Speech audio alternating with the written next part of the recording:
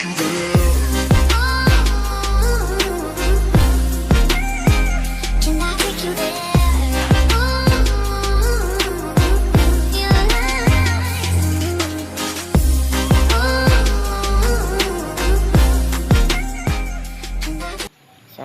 orang tua. Dan di sini juga ada balong, guys. Jadi ketika anak-anak sedang stres, di sini ada balong. Sedikit ya.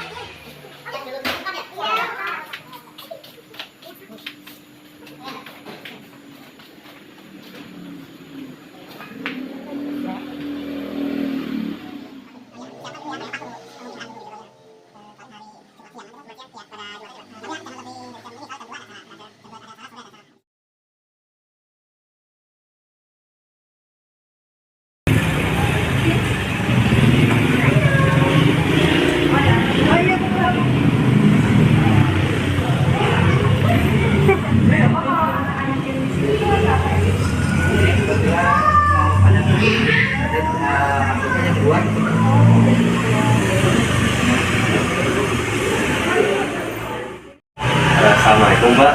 Waalaikumsalam. Kami dari mahasiswa UPI Sumedang. Di sini kami berniat untuk wawancara seputar keadaan sama kondisi di Yayasan Aquam ini, terkait kan di sini kan banyak anak-anak ya Pak. Ya. Terus kalau boleh tahu anak-anak itu dari mana Pak asalnya? Kalau anak-anak dari berbagai daerah, ada yang dari Garut, ada yang dari Ciparai, Cililin, tapi sebagian besar Sumedang. Ya. Terus kalau misalkan untuk itu kan Bapak ada pengarahan atau Bapak mengajukan gitu atau ada orang yang dari sana? Karena kalau awal mula berdiri yayasan memang demikian. Jadi ada kita kerjasama dengan desa-desa setempat gitu. Tapi sekarang kan tidak pernah kenal, pernah tahu gitu. Jadi sekarang otomatis mereka datang sendiri informasi dari masyarakat. Bapak, boleh nggak kalau kita sambil room tour di sini? Oke, enggak, silakan, ayo, boleh. Ya, kita ini. Ya, siap.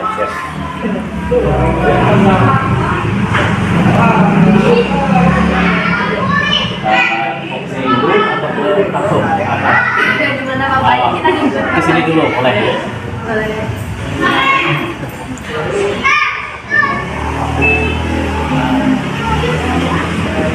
Ya.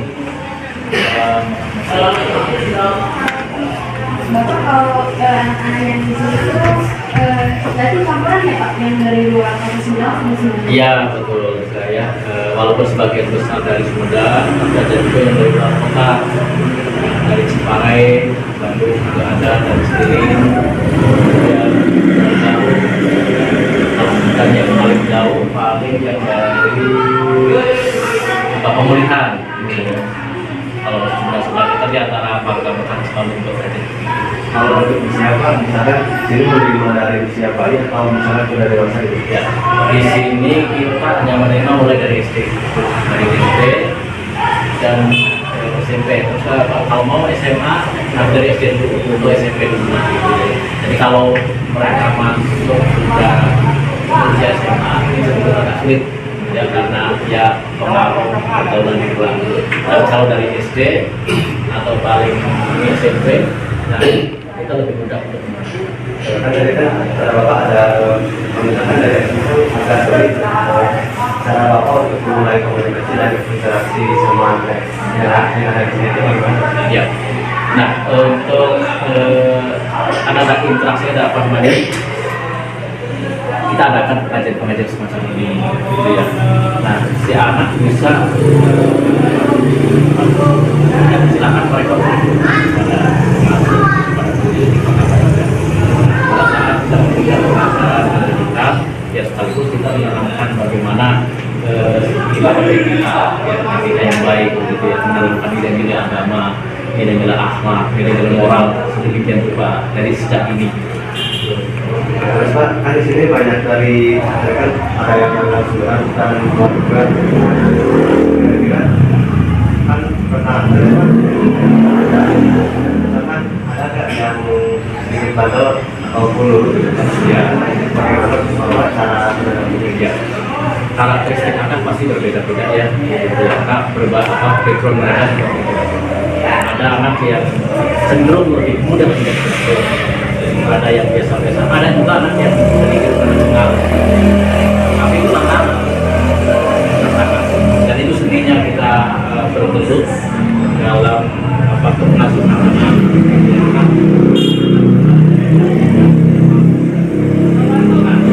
Mengasuh anak yang lebih sungguh-sungguh.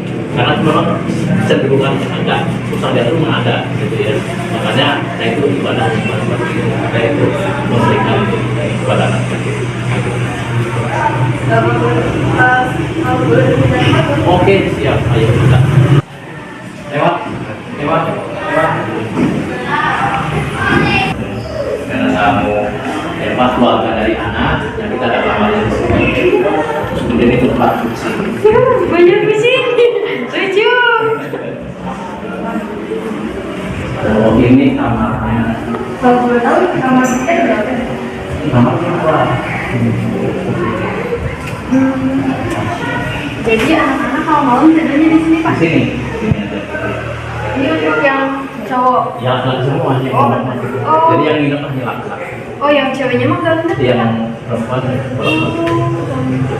Kita lihat ke atas lagi. Pak, ini suasananya di sini aduh alam banget. Lu balik ke sana. Lihat ke sana pegunungan. Nah, ini kita lihat pemandangan yang luar. Apa stres? Iya, Pak, benar. Enak banget nih. Ini untuk kumpul. Kalau untuk makan kan di bawah nih. Untuk makan di bawah. Nah, kalau misalkan kan tadi kan banyak aja Pak.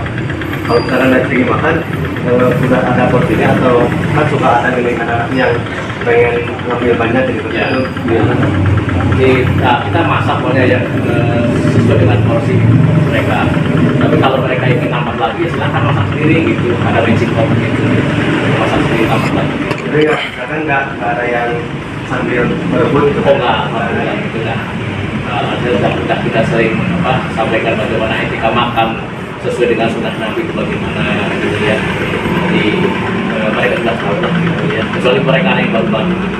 Kalau selama Bapak mendirikan anak tersebut, ada nggak misalkan hambatan atau konflik yang sering terjadi gitu? Ya, hambatan sih pasti ada ya. Tapi alhamdulillah selama ini bisa diatasi gitu ya sejak ini gitu. Walaupun memang ini memerlukan kesabaran bagi kita ya. Jadi itu sebagai pembina para pengasuh yang ada di sini gitu ya. Dalam saat memberikan pembinaan pengasuhan gitu ya. Karena tadi saya bilang bahwa belakang mereka berbeda-beda. Ada yang masuk ke sini karena memang mereka itu betul-betul ingin belajar. Ada juga yang masuk ke sini, dimasukkan ke sini karena anak itu nakal sebelumnya seperti itu. Dan itu tantangan hambatan bagi kita seperti itu. Kalau untuk yang hambatan sendiri Pak, perubahannya misalkan dalam jangka waktu yang lama atau bisa langsung berubah? Ya, itu tergantung tingkat kenakalan anak tersebut ya. Jadi kalau anak nakal-nakal dalam arti nakal biasa-biasa gitu ya. Nah, di saat mereka beradaptasi di sini dan bergaul dengan teman-teman itu nggak akan terlalu lama sih gitu ya. Kecuali kalau anak yang masuk ke sini mungkin misalnya dia nggak biasa menghisap iPhone misalnya gitu ya, atau yang rokok mabuk, ini agak berat dan kadang-kala kita kewalahan dan akhirnya ya kita terpaksa kalau udah nggak mungkin bisa berubah ya kita keluar, kita kembalikan gitu ya dari kelas kembalikan pelan-pelan. Kalau boleh tahu Pak, kegiatan di sini itu selain mengaji dan itu ada apa aja? Ya, jadi di sini selain kegiatan kegiatan mengaji, hafalan Quran, kemudian hafalan hadis Nabi, itu ada kegiatan untuk kegiatan berdagang. Kalau berdagang itu saat ini kalau kita jadi distributor adalah seorang direktur. Jadi anak itu bisa mencari pelanggan. Setiap bulan dia membawa pelanggan, sekaligus dengan membawa barang dagangnya. Jadi contoh ada anak yang dari sini kemudian bisa belajar kuliah di IAIN di UIN Bandung gitu ya. Lantaran dia itu sudah terbiasa ya berdagang majalah itu sambil membawa barang-barang yang lain. Nah begitu dia kuliah di UIN ya udah bisa mandiri. Alhamdulillah dia punya anak, istri dan mandiri dan tidak punya rumah. Bapak kalau boleh tahu, kalau di sini berapa banyak ya Pak pengasuh yang Kalau pengasuh yang yang aktif hanya 7 orang. Ya, jadi meliputi pengasuh, guru, terus kemudian kerja sosial.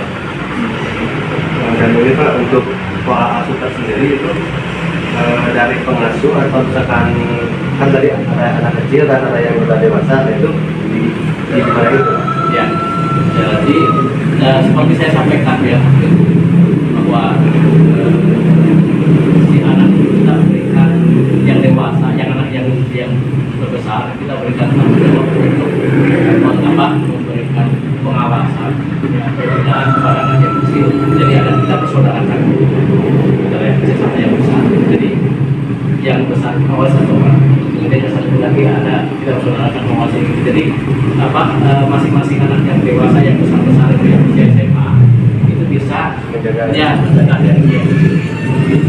Dan ada kelompok-kelompok ya, kelompok kegiatan ya, kelompok perasaan mereka belajar itu sudah ada gitu ya, ada yang ini bagian kamu yang ini, yang ngajar yang kecil ini, itu juga ada koordinatornya masing-masing. Nah, kan tadi Pak belajar ya Pak, kalau misalkan ada anak yang masih untuk belajar, nah cara Bapak untuk meningkatkan kembali motivasinya bagaimana? Ya, jadi sebetulnya untuk memotivasi anak itu tergantung dari kita sendiri ya.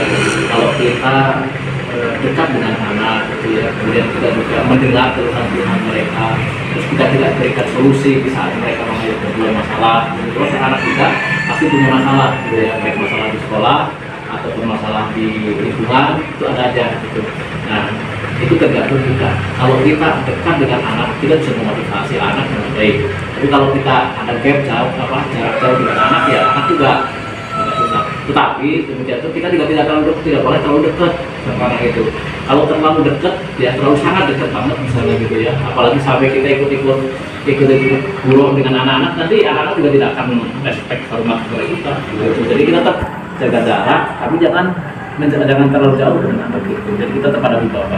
Jadi ada pendekatan khusus, tapi lebih ke menjaga jarak agar si anak bisa menghormati. Ya, menjaga jarak bukan berarti kita menjauh dari mereka. Menjaga jarak itu tetap dari si anak itu ada hormat kepada batasan. Ada batasan. Ibarat sono lah gitu. Ada ya tinggal dosen gitu ya. Kalau dosennya itu ocon sama anak, masih juga sama gitu. Nanti nggak akan. Jadi tapi kalau dosennya itu menjaga jarak dalam arti ya jaga jarak yang seperti menjauhi gitu ya, jaga jarak, jaga wibawa, maka si mahasiswa itu pasti akan respect gitu. Itu menurut saya seperti itu. Gitu. lagi ya udah Apa namanya? Jadi nggak ada batas sama anak gitu ya, nggak ada batas sama sekali gitu. Jadi kayak gimana? Kayak temen lah gitu. Sehingga anak itu berani ya yang ngomong yang sesungguhnya tidak boleh dikatain kepada orang yang tua gitu. Jadi beranilah gitu seperti itu. Nah, itu akibat terlalu dekat tidak menjaga seperti itu. Gitu ya Pak, di bawah ada acara mau ada pengajian ya Pak. Nah, berarti itu kan salah satu untuk menyatukan anak. Selain itu ada nggak persiapan setiap minggu sekali ada apa? Iya, ada setiap hari Jumat ya, sama seperti hari ini juga. Hari Jumat itu ada kegiatan khusus ya, kegiatan khusus itu meliputi pengajian ya, seperti itu. Kemudian kegiatan zikir bersama, doa bersama. Hari Jumat ini kan tidak bisa dipungkiri bahwa kans terkabulnya doa di hari Jumat di waktu asar itu kan sangat besar. Ya ada ada daya ijabah itu doa. Makanya di hari asar itu ada kegiatan tersendiri.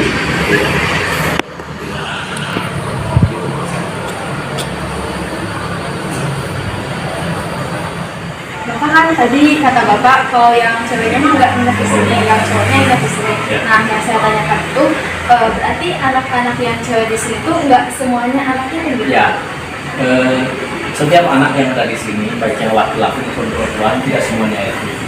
Ini terdiri dari anak yatim, piatu, tidak mampu dan anak terlantar. Meskipun mereka bukan yatim atau bukan yatim piatu, tapi kondisi ekonominya ya lemah ya kalangan berapa, jadi kita juga wajib untuk menyentuh mereka karena umur rumah sakit itu nggak punya hak untuk nikah satu jadi tidak kalau kita terutamakan yang yatim di sini. Tapi kita juga menerima anak yang apa yang tidak mampu dari keluarga fakir miskin yang mau masuk ke sini atas asal ada surat keterangan dari desa bahwa yang menerangkan bahwa anak itu yatim atau tidak mampu atau terlantar ya kita terima. Itu dasarnya tidak ada keterangan dari desa pemerintah setempat waktu itu. Berarti ini mah umum gitu ya Pak, Ya. asal ada suratnya gitu. Betul gitu ya, asal ada suratnya yang menerangkan bahwa anak itu misalnya yatim ya atau tidak mampu atau terlantar gitu. Jadi umum itu umum yang memang mereka punya hak untuk menerima bantuan gitu. Nah, kalau orang-orang yang mampu ya jarang yang masuk kegiatan di sini.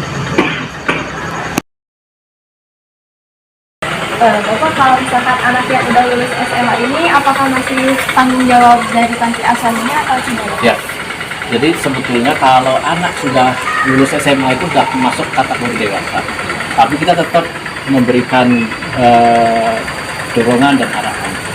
Anak yang memang dia ada minat untuk kuliah, ya kita arahkan gitu ya, kita bisa mengajukan bantuan beasiswa. Katakan ada bidik misi dan sebagainya ya. Kita ke Unsar selama ini alhamdulillah dari dulu yang kuliah di Unsar juga beasiswa dari Unsar gitu ya. Ada yang ke UIN juga bidik misi dari sini alhamdulillah gitu.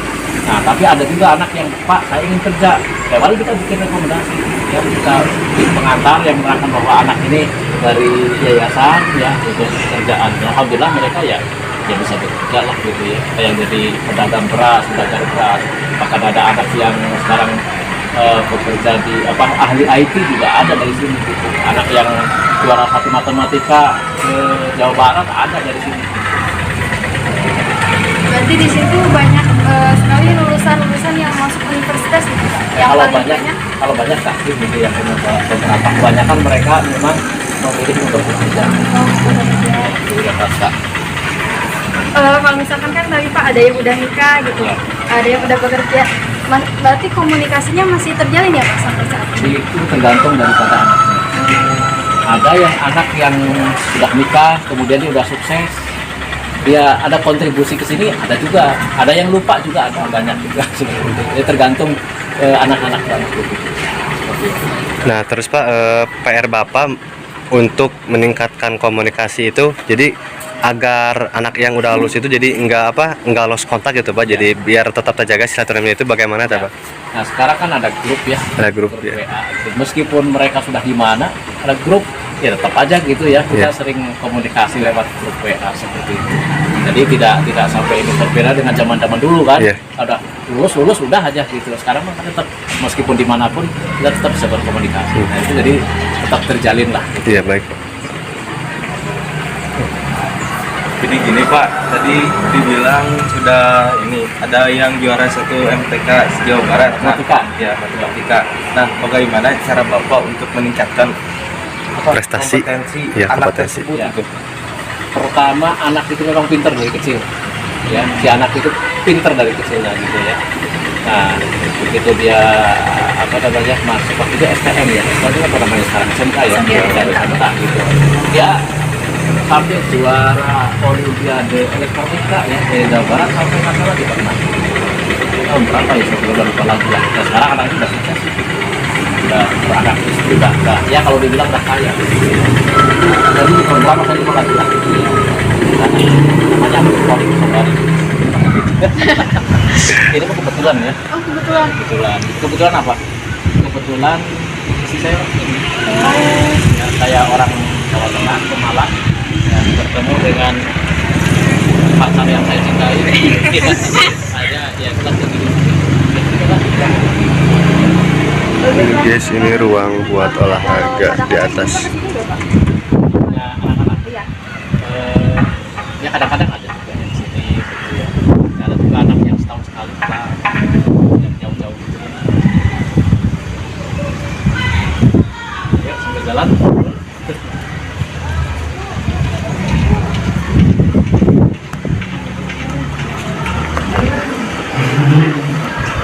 Yuk, nah, semua lagi.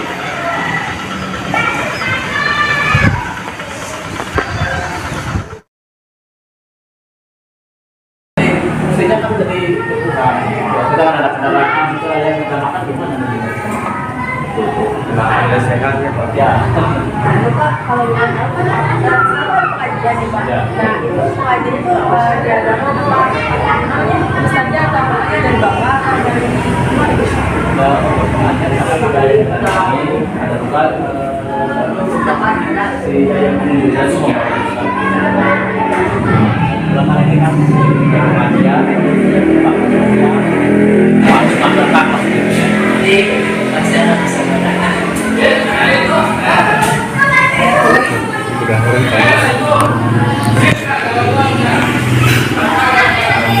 Buka wawancaranya.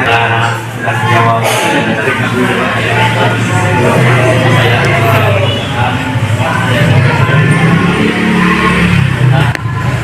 hasil wawancara ini sesuai dengan yang diterapkan oleh dosen yang bersangkutan. Ya kalau untuk wawancara secara sempurna ya juga yang diambil. Ini ada sebatas ini.